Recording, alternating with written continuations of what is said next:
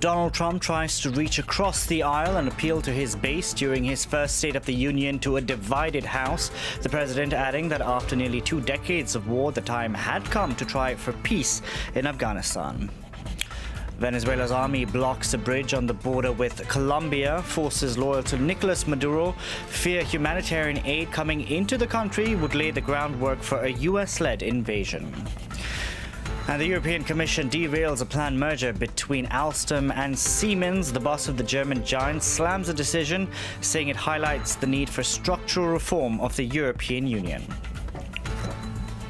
It's good to have you with us here on France 24. Now, in his first State of the Union address to a divided House, Donald Trump made calls for bipartisanship, but the U.S. president appealed to his base and made the case for a border wall with Mexico once again.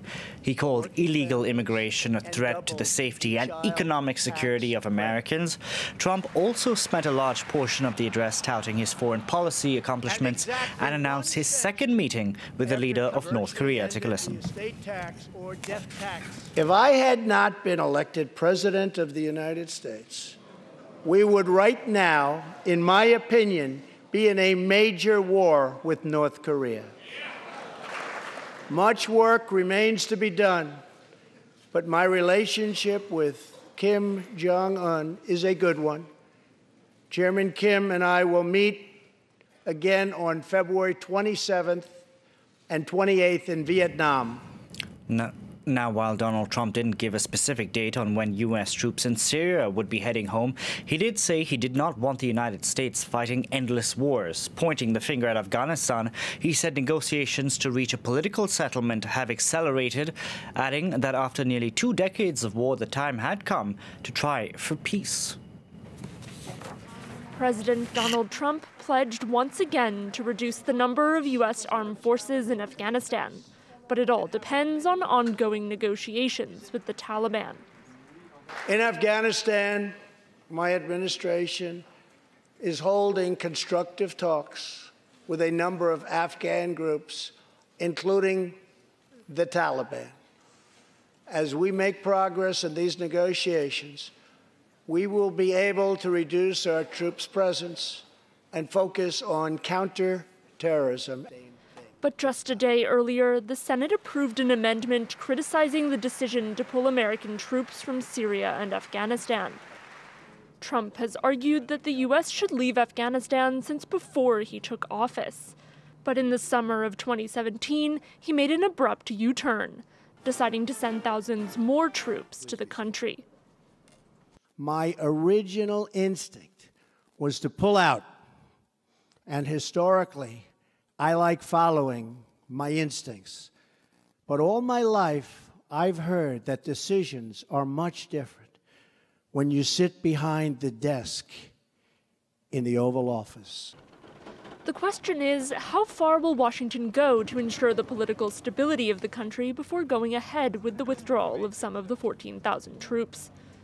Negotiations are already underway, like those in Moscow between the Taliban and the Afghan opposition, including former President Hamid Karzai. But the current Afghan government was excluded from the talks. Now, for more on this story, we can bring in our international affairs commentator, Douglas Herbert. Doug, you saw there in that story that there is a latest round of peace talks underway right now in Russia. Why is Russia hosting these talks? Well, look, for a very clear reason. Russia has been pursuing a strategy, basically, of flexing its muscles, exerting its influence wherever and whenever it can. We've seen it being done in Syria, where there was also happened to be a U.S. military presence. And we now see a similar sort of scenario being played out in Afghanistan.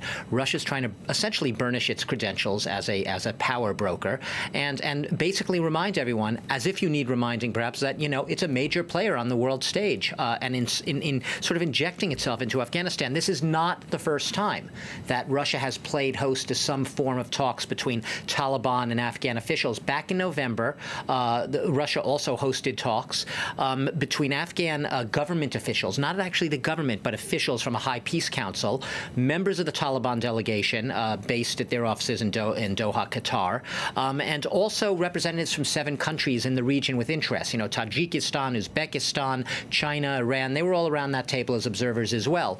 And basically, at those talks as well, they're sending the same message here. They're saying we have interests in Afghanistan, perhaps more so than the United States in many respects, because Afghanistan is still in its proverbial sphere of influence, backyard, but more so Central Asia. It's concerned about anything that smacks of the rise of Islamic militancy. If you have Islamist movement in its backyard, that is definitely of a concern to Moscow. But it's also concerned about just the U.S. presence and what the U.S. is doing there. And Russia, you know, it cannot wait till the day that the U.S. troops are out of there. So this is basically Russia injecting itself into the equation. We saw talks held recently last month between Taliban officials and U.S. Government officials, led by a former U.S. ambassador to Afghanistan. So now this is Russia's part of the equation and sort of, you know, getting in on the act, so to speak. Okay, now these talks that are underway, we have the Russians present, obviously, because they're hosting it. We have delegates from the United States there. We have Taliban officials there, Afghan officials, but there's one person missing from that table. Yeah, it's like that in a reverse game of Where's Waldo? You can't find him anywhere. The person missing, very conspicuously missing, is the Afghan president, Ashraf Ghani. He has been he has denounced these talks, essentially. He sees these talks as the Afghan representatives. These are not government representatives. These are, in many cases, political opponents of the current Afghan government. And critics of this delegation would actually say these are people who simply want to do business. Because you saw the former president sitting at the table. Exactly. Before. He has said that these talks do nothing. They do not. He doesn't recognize really their authority. He says the Afghans at the table in Moscow right now, so-called representatives, have no actual negotiating authority, at least not as a government negotiating authority. Doesn't really recognize them. The problem that Ashraf Ghani is facing, though, however, is the argument is falling on a lot of deaf ears in his own country, where Afghan's political elite more and more is sort of rallying around not just sort of the U.S. effort to meet with the Taliban and cut a deal with the Taliban, but this idea that perhaps these peace talks are better than nothing, they're legitimate, even if the Afghan government itself is not seated at the table. The Taliban, for its part, I must note, refuses to speak to Ashraf Ghani, seeing him as a U.S. puppet.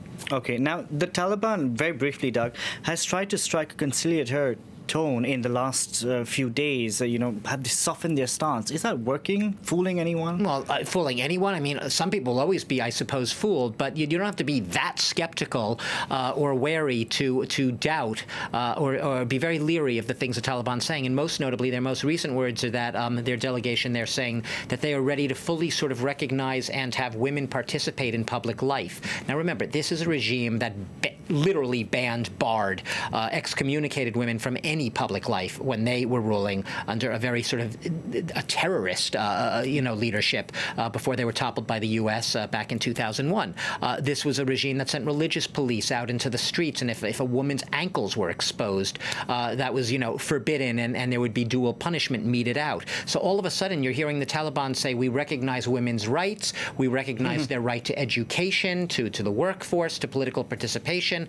It sounds a little rich. Does it mean you can't rule it out? No. But naturally, you're going to have a lot of skeptics, most prominently among them Afghan women themselves. Well, we'll see what happens, Doug. Thank you very much for that, Douglas Herbert there.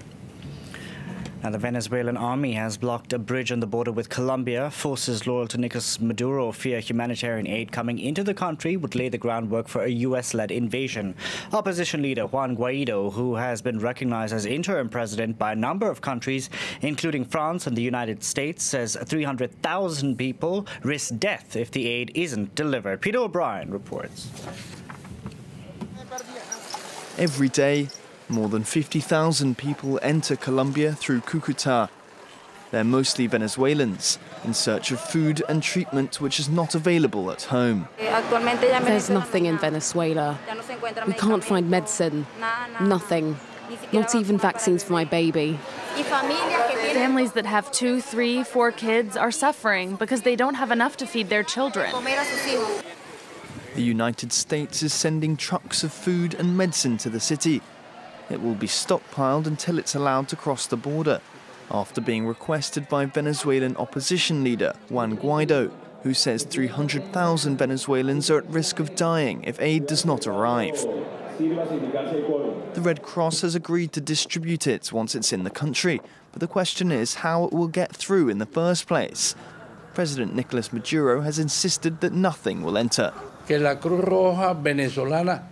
Venezuelan Red Cross is going to act to the extent requested once the humanitarian aid is in the country, preparing and distributing the humanitarian aid once we receive it.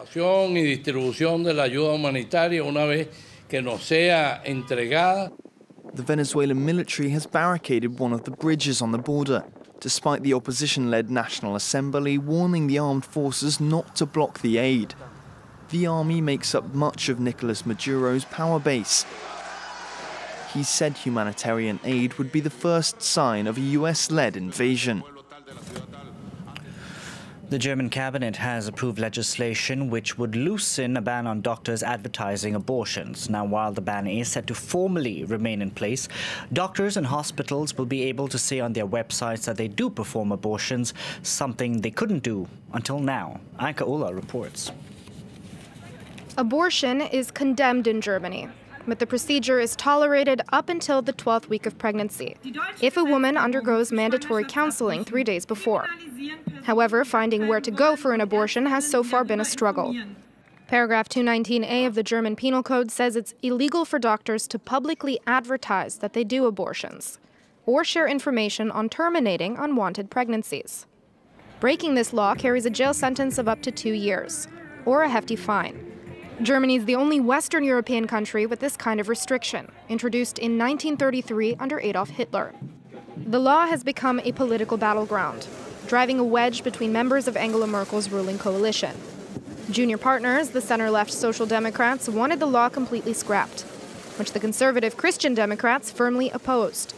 At the end of January, the leader of the Social Democrats announced a compromise. The bill is here. We're changing 219A. That's why we fought hard with the union. Women are finally getting the information they need. We're creating legal certainty for doctors and improved training to fill gaps in care. The law would not be overturned, but the language would be changed to allow doctors and clinics to publish the fact that they provide abortions without any additional information. The proposal puts the responsibility on the German Medical Association to make a list of all doctors and clinics that do the procedure. Unlike doctors, the association can offer more information, like, for example, what clothes to wear to an appointment.